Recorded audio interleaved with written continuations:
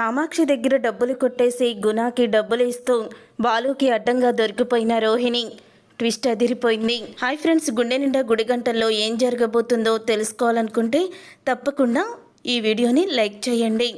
ప్రభావతి అయితే ఇక లాయర్ మాటలకి భయపడిపోతుంది. కానీ తర్వాత ఇక ప్రభావతికి లాయర్ అయితే ముందు 50,000 ఇస్తానంటాడు. అది సరిపోదంటుంది.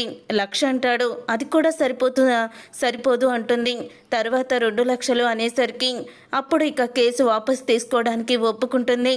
లాయర్ ఇచ్చిన డబ్బుల్ని కామాక్షి చేతికి ఇచ్చి, ఈ డబ్బుల్ని నీ దగ్గరే భద్రంగా దాచిపెట్టు, తర్వాత నేనే అడిగి తీసుకుంటాను అని ప్రభావతి అయితే ఇక ఆ డబ్బులు కామాక్షి చేతికి ఇస్తుంది. కామాక్షి చేతికి ఇచ్చి తర్వాత తను కేసు వాపస్ తీసుకోవడానికైతే వెళ్ళిపోతుంది. తర్వాత కామాక్షి వంటగదిలో కందిపప్పు డబ్బాలో ఆ డబ్బులు పెట్టి, ఈవిడితో పాటు నేను కూడా తప్పులు చేయాల్సి వస్తుంది అని అనుకుంటూ ఉంటుంది కామాక్షి. తన తమ్ముణ్ణి కేసు వాపస్సు వెనక్కి తీసుకొని ప్రభావతి విడుదల చేయించిందని లాయర్ ద్వారా తెలుసుకొని ఎంతో ఆనందపడుతూ ఉంటుంది మీనా. రోహిణి మాత్రం ఇలా జరిగిందేంటి, ఏదో జరుగుతుందంటే ఏదో జరిగింది అంటూ తను మాత్రం కోపంతో రగిలిపోతూ ఉంటుంది. తను చేసిన పని సక్సెస్ అవ్వలేదని ఇక డీలా పడిపోతుంది. ఇక అందరూ అన్ని వైపులా కూడా రోహిణిని ఒక ఆట ఆడుకుంటారు. తర్వాత ఇక మీనా బాలు ఇద్దరూ కూడా శివాని తీసుకొని వాళ్ళ ఇంటికైతే వెళ్తారు. వెళ్ళిన తర్వాత ఇక శివాని చూసి పార్వతి సుమతి ఎంతో ఆనందపడుతూ ఉంటారు. మా అత్తయ్య గారు కేసు వాపస్ తీసేసుకున్నారమ్మా, ఇక మనం ఏ భయం కూడా పెట్టుకోవాల్సిన అవసరం లేదు అని అంటూ ఉంటుంది మీనా. ఆ మాట విని పార్వతి ఎంతో ఆనందపడుతూ దేవుడికి దీపం వెలిగించి, ఆ దేవుడు మనకి సమస్యని తీసుకువచ్చినా అంతా కూడా మంచే చేశాడు అంటూ చాలా ఆనందపడుతూ ఉంటుంది. తర్వాత శివ అయితే వాళ్ళమ్మని క్షమాపణ అడుగుతాడు. నా వల్లే మీరింత ఇబ్బంది పడ్డారమ్మా, నాకు తెలుసు ఎంతో మీరు ఇబ్బంది పడ్డారు, నన్ను క్షమించమ్మా, ఇంకెప్పుడు కూడా నేను తప్పు చేయనమ్మా అని శివ అయితే పార్వతి కాళ్ళు పట్టుకుంటాడు. రే, నువ్వు ఇలా బయటికి రావడానికి కారణం మీ బావేరా, మీ బావే గనక మనకి అండగా నిలబడిపోయుంటే ఈరోజు మన పరిస్థితి ఎలా ఉండేదంటే అలా ఉండేది అని అంటూ ఉంటుంది పార్వతి. బాబు, నిజంగా నీలాంటి గొప్ప వ్యక్తి మా ఇంటికి అల్లుడవడం మేము ఏ జన్మలో చేసుకున్న అదృష్టం అని బాలు కాళ్ళ మీద పడబోతుంది పార్వతి. అయ్యో అత్తయ్య, ఏంటత్తయ్య ఇదంతా, మీరు నాకు తల్లి లాంటి వాళ్ళు, నాకు తల్లి ప్రేమ ఎలా ఉంటుందో తెలీదు, కానీ నేను మీలో ఆ తల్లి ప్రేమని చూశాను. ఇది నా కుటుంబం అత్తయ్య, నేనెలా వదిలేస్తాను సమస్య వస్తే? అది నా కుటుంబమే, ఇది నా కుటుంబమే. ఈ 2 కుటుంబాలకి ఏ సమస్య వచ్చినా ఈ బాలు అండగా నిలబడతాడత్తయ్య. సుమతి, నీ పెళ్ళి చెడిపోయిందని బాధపడకు, అంతకన్నా గొప్ప సంబంధం తీసుకొచ్చి నీకు నేను పెళ్లి చేస్తానమ్మా అని అంటూ ఉంటాడు బాలు. నువ్వు నాకు బావలా కనిపించడం లేదు బావా, మా నాన్నే వచ్చి నాతో మాట్లాడుతున్నట్టుంది, నిజంగా నువ్వు మా నాన్నవే బావా అంటూ ఇక సుమతి కూడా ఎమోషనల్ అవుతూ బాలుని పట్టుకొని ఏడ్చేస్తుంది. అలా అక్కడ అందరూ కూడా చాలా సంతోషంగా ఉంటారు. అప్పుడే ఇక పార్వతి అయితే, మరి మీ అత్తగారి ఇంట్లో నుంచి వెళ్ళిపోయిన ఆవిడ తిరిగి వచ్చేసిందా అని అడుగుతూ ఉంటే, లేదమ్మా, అత్తయ్య ఇంట్లో లేకపోతే ఏదోలా ఉంది, అత్తయ్య మాత్రం ఇంటికి రానంటున్నారు అని అంటూ ఉంటుంది మీనా. అప్పుడే పార్వతి అయితే, బాబు పదు బాబు, మీ ఇంటికి మీ అమ్మగారి దగ్గరికి వెళ్ళొద్దాము అని అంటూ ఉంటుంది పార్వతి. ఎంత తప్పు చేసినా క్షమించి కేసు వాపస్ తీసుకున్నారు, అదే చాలు, పద వెళ్దాం అని అంటూ ఉంటుంది ప్రభావతి. అవునండి, అత్తయ్య గారి దగ్గరికి వెళ్దాం పదండి అని అంటూ ఉంటుంది మీనా కూడా. ఇక అందరూ కలిసి ప్రభావతి దగ్గరికి అయితే వెళ్తారు. అలా ప్రభావతి దగ్గరికి వెళ్ళిన తర్వాత అప్పుడే ఇక ప్రభావతి అయితే వీళ్ళందరినీ చూసి ముఖం తిప్పుకుంటుంది.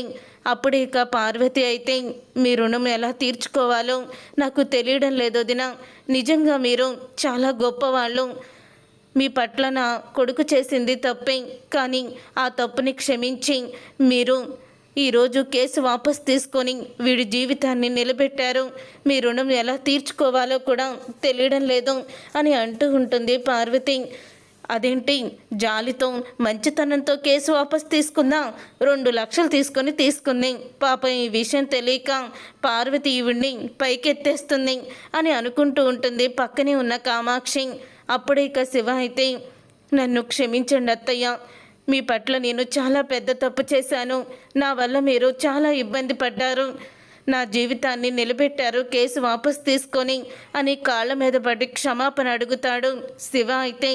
అప్పుడు ఇక శివ కాళ్ళ మీద పడేసరికి ఇక ప్రభావతి అయితే, సరేలే లే అని అంటూ ఉంటుంది. ప్రభావతి, వదిన, జరిగిపోయింది అంతా కూడా మర్చిపోయి దయచేసి ఇంటికి వెళ్ళిపోండి, ఎందుకంటే మీరు ఇంట్లో లేకపోతే ఆ ఇల్లులా ఉండదు, మీనా కూడా చాలా బాధపడుతుంది, దయచేసి ఇంటికి వెళ్ళిపోండి వదినా అని అంటూ ఉంటుంది పార్వతి.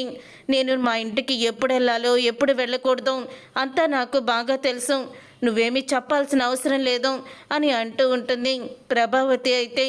అప్పుడు ఇక బాలు అయితే దగ్గరికి వచ్చి అంటూ ఉంటాడు, నువ్వు కోపంగా ఉన్నావు, తర్వాత ఈ కోపంలో ఏ తప్పు చేసినా సరే కానీ మంచిదానివమ్మ, చివరికి మంచి నిర్ణయం తీసుకొని నీ కొడుకు లాంటి శివ జీవితాన్ని నిలబెట్టావు అని అంటూ ఉంటాడు బాలు అయితే.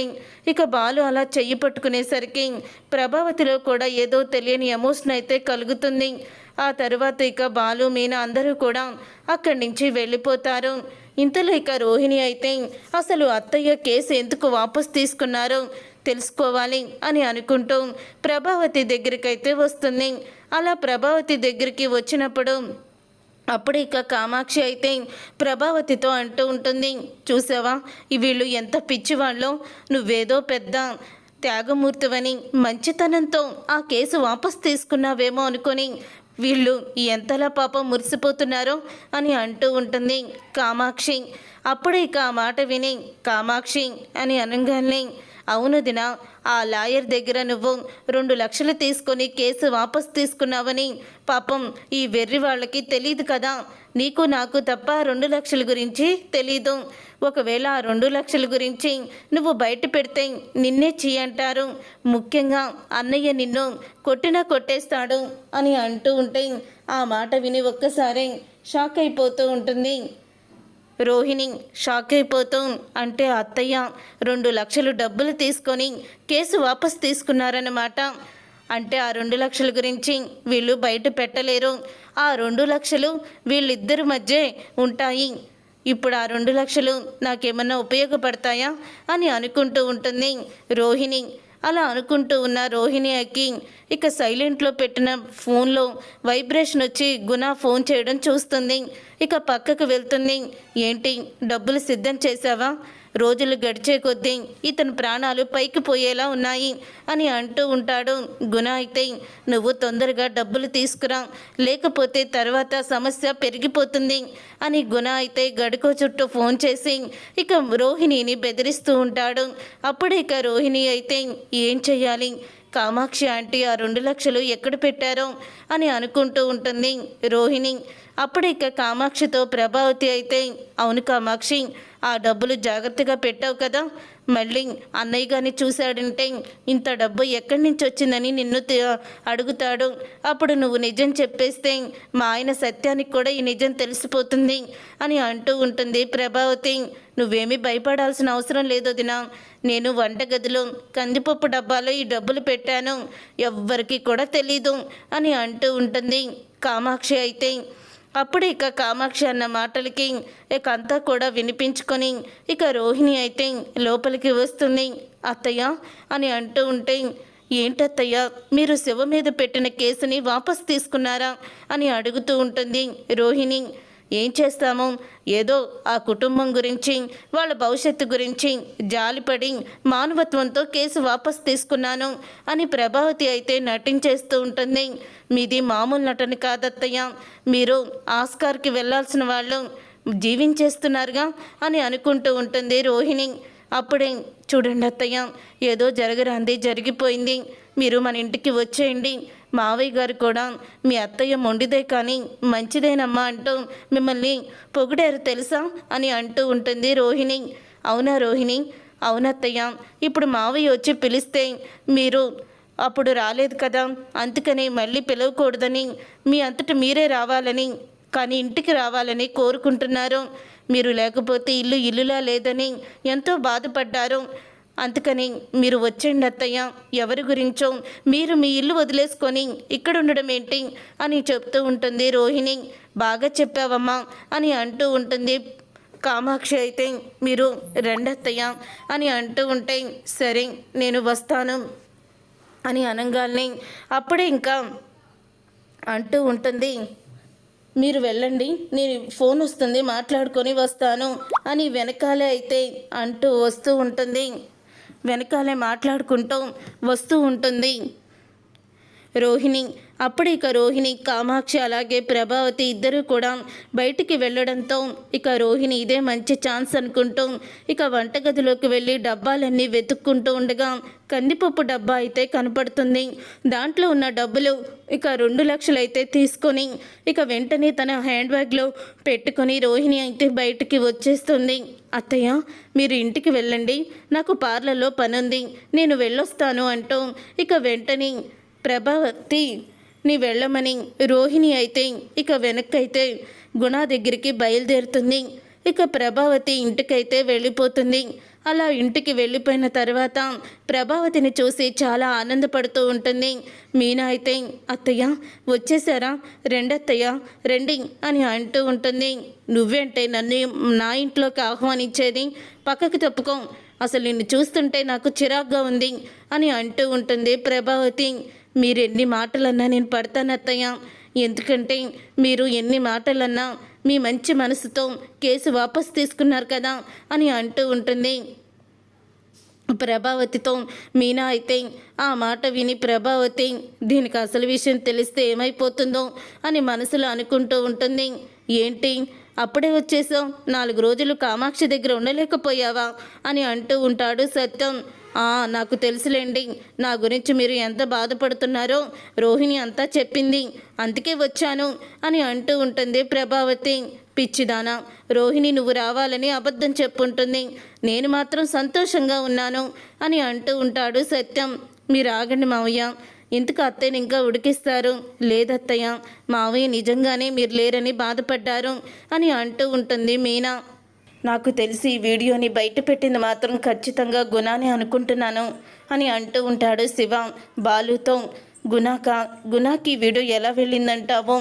నీ ఫోన్ని కొట్టేసి ఆ గుణాని ఇదంతా చేశాడని అనుకుంటున్నాను బావా అని అంటూ ఉంటాడు శివ.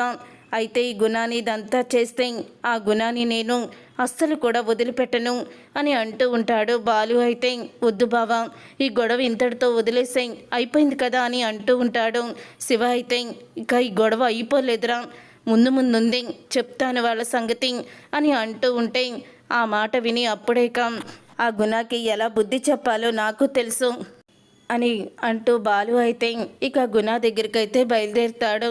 ఇంతలో ఇక విద్యాని తీసుకొని రోహిణి అయితే గుణ దగ్గరికి బయలుదేరుతుంది. ఈ డబ్బులు ఎక్కడియే, ఇన్ని డబ్బులు నీకు ఎక్కడి నుంచి వచ్చాయి అని అడుగుతూ ఉంటుంది. విద్య అయితే ఇన్ని డబ్బులు ఎక్కడి నుంచి వచ్చాయా, ఇవి మా అత్తగారు కేసు వాపసు తీసుకోవడానికి లాయర్ దగ్గర డబ్బులు తీసుకుంది, ఈ డబ్బుల్ని కామాక్షి పిన్ని దగ్గరే పెట్టింది, ఆ కామాక్షి పిన్ని డబ్బులు ఎక్కడ పెట్టిందో తెలుసుకొని నేను ఆ డబ్బుల్ని కొట్టేశాను అంటూ రోహిణి చెప్పంగానే విద్య షాక్ అయిపోతూ ఉంటుంది.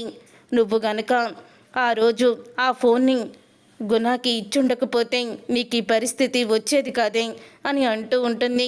చివరికి శివాని దొంగని చేసి అందరి ముందు అవమానించి నువ్వే దొంగతనం చేసే పరిస్థితికి వచ్చావు, కర్మఫలం అంటే ఇదేనేమో, వాళ్ళని ఏడిపించినందుకు ఇప్పుడు నువ్వు శిక్ష అనుభవిస్తున్నావు అని అంటూ ఉంటుంది విద్య.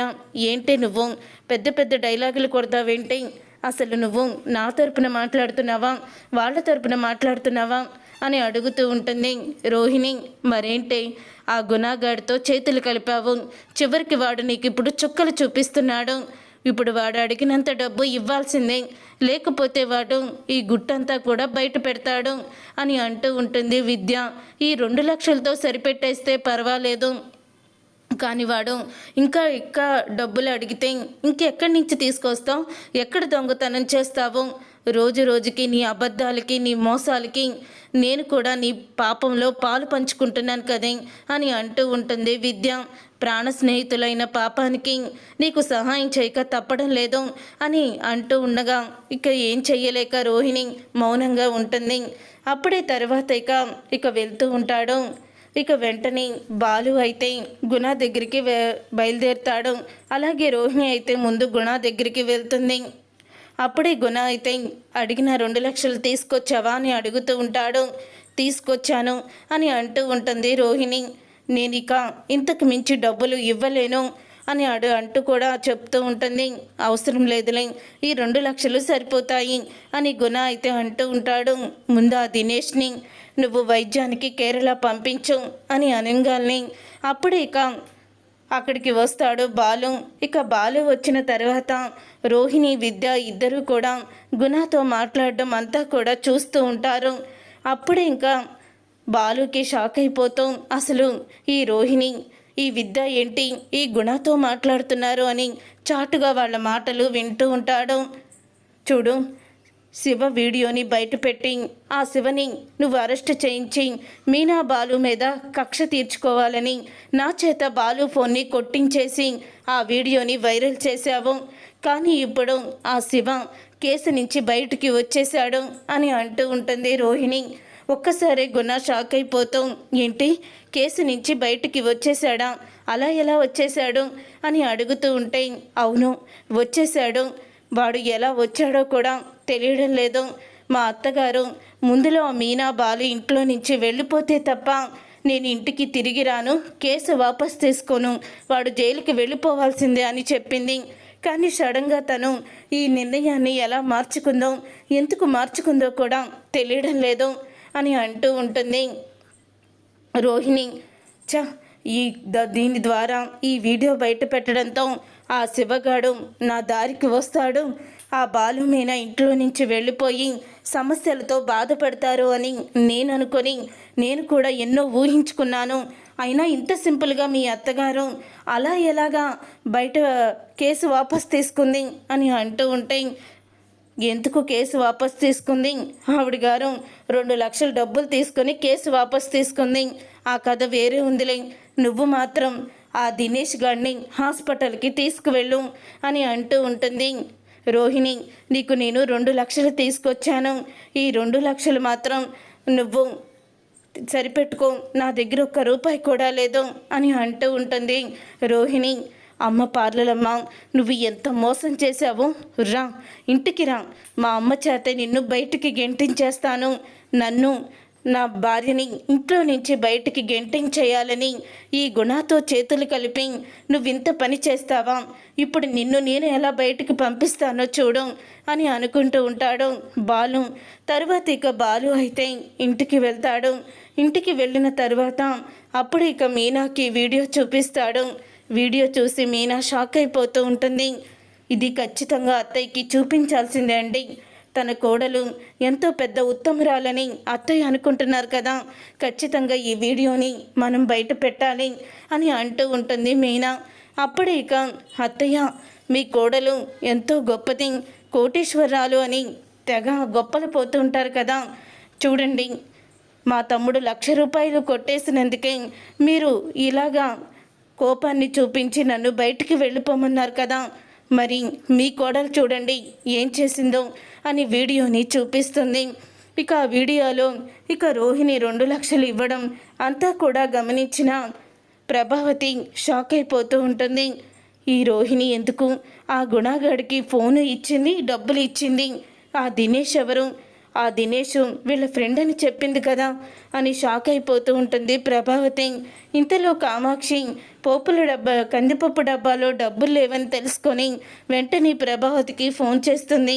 వదినా నువ్వు ఇచ్చిన 2 లక్షలు నాకు డబ్బులు కనిపించడం లేదు వదినా, అసలు కందిపప్పు డబ్బాలోనే పెట్టాను, ఏం జరిగిందో తెలియడం లేదు అని షాక్ అయిపోతూ ఉంటుంది కామాక్షి చెప్తూ ఉంటే ప్రభావతి.